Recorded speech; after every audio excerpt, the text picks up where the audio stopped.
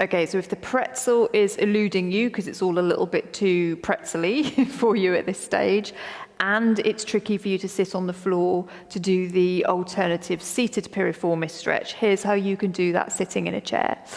So sitting up nice and tall on the seat bones, so really imagining those seat bones pointing down rather than sort of tucking under, and even pointing down and pointing out a little bit behind you.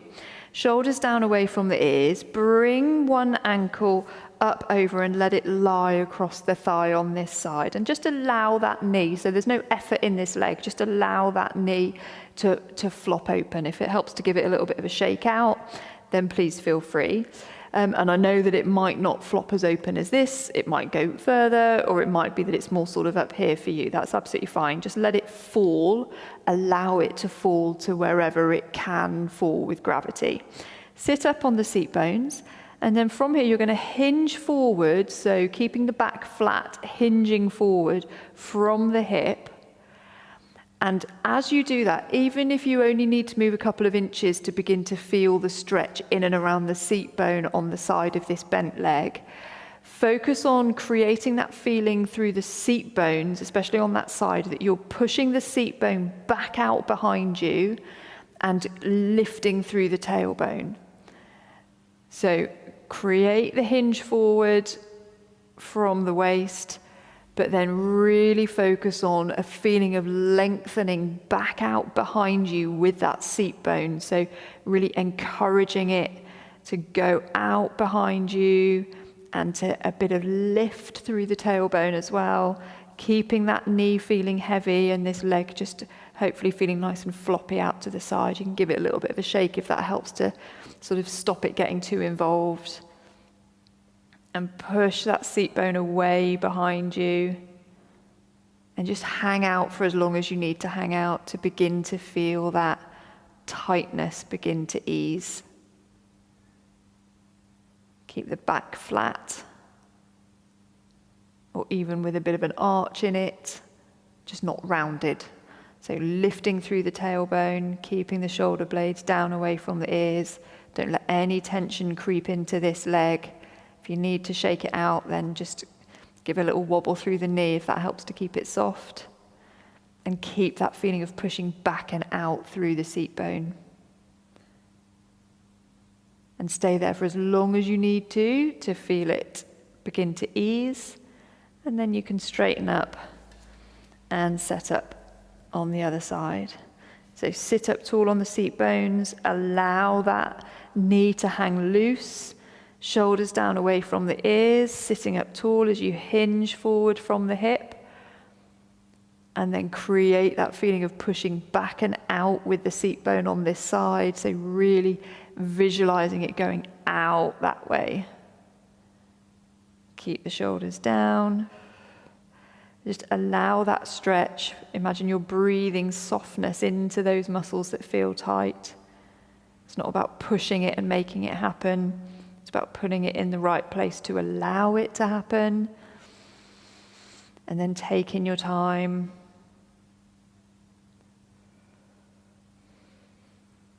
Big deep breaths.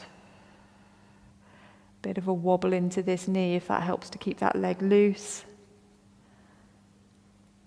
Keep that feeling of that seat bone lengthening out behind you.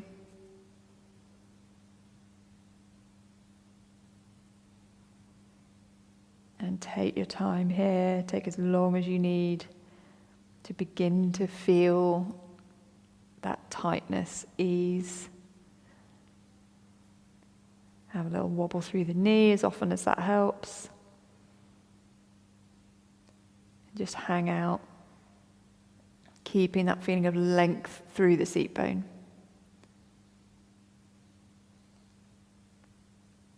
And when you feel like you've got as much as you're going to get for now, you can straighten back up.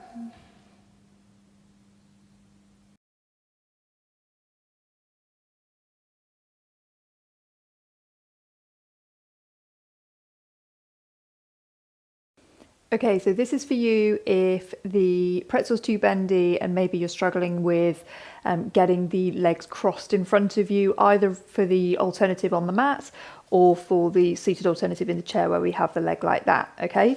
So what you want to do, you want to sit up on the edge of a hard stool or chair.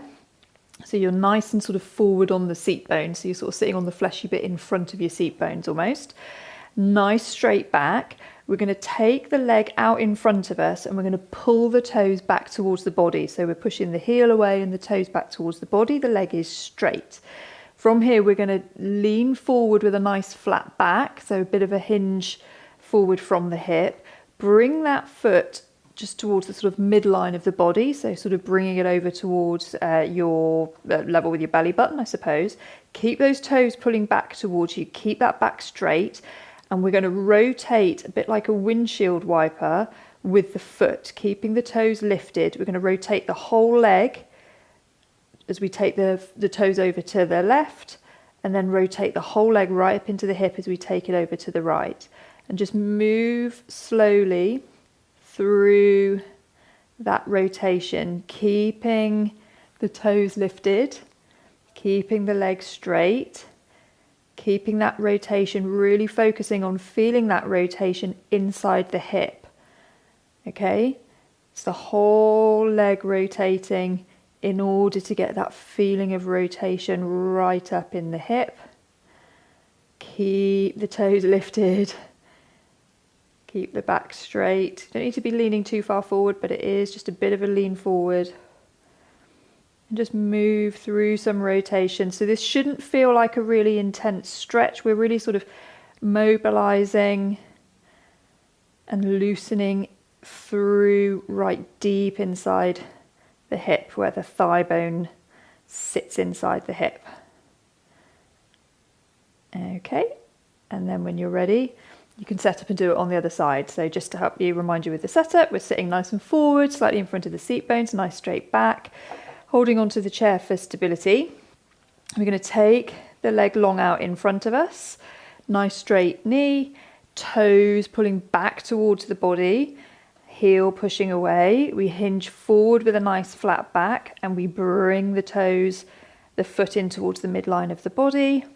And then we slowly windshield through the full range of rotation that we've got. Keeping the toes pulling back towards the body.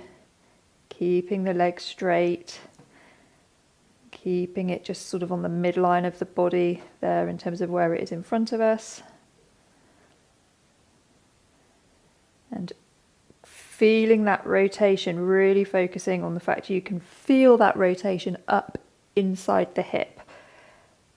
So yes, we're thinking about moving the foot, but only because of what that does for the rest of the leg and up into the hip.